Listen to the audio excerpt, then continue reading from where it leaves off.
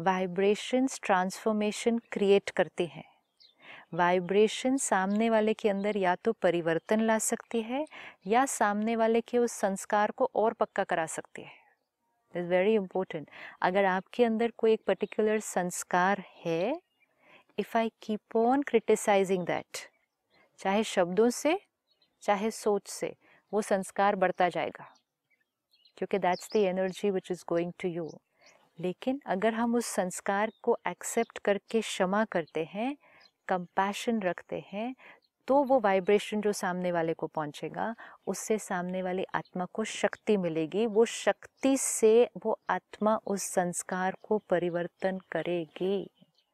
We have to take care of what energy we are creating and radiating. We think we have to take care of how they are behaving. We have to take care of what are we sending them. वो जो कर रहे हैं वो कर रहे हैं, हम क्या कर रहे हैं? तो चेकिंग अपनी, हम सारा दिन चेकिंग क्या कर रहे हैं? उनकी, वो ऐसा क्यों कर रहे हैं? हम क्या कर रहे हैं? हम उनको क्या भेज रहे हैं?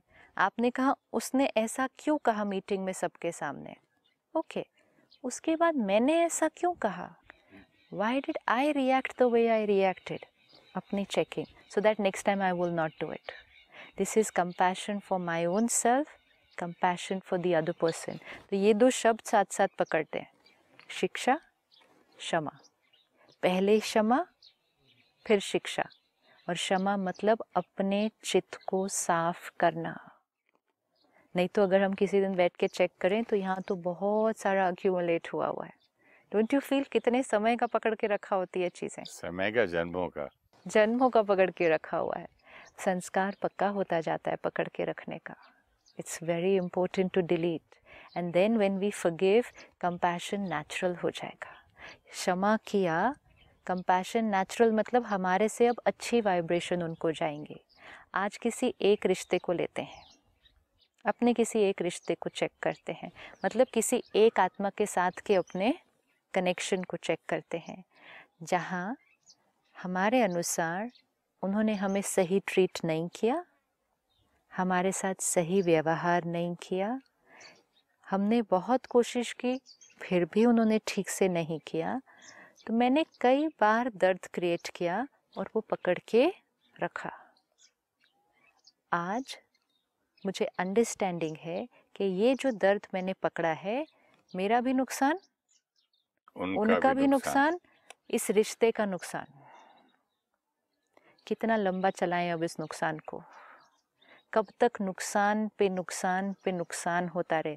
एक बिजनेस है, उसमें एक लॉस होता है, अगर हो गया लॉस, लेकिन लॉस पे लॉस पे लॉस पे लॉस, एक पे एक लॉस, हो गया लॉस, ओके, पैसा इंटरेस्ट पे लिया, फिर वो लॉस, भी लॉस, फिर इंटरेस्ट भी भरना पड़ रहा है, फिर वापस भी देना है और डिलेड इंटरेस्ट भी देना है। कितना नुकसान। Today we will need to switch that. Bad businessman. Yes. नहीं, we will need to switch that. कि अब और ये एनर्जी ऐसे नहीं चलेगी। अब we will have to switch to कि irrespective of उन्होंने जो पास्ट में किया, जी, आगे क्या होने वाला है we don't know.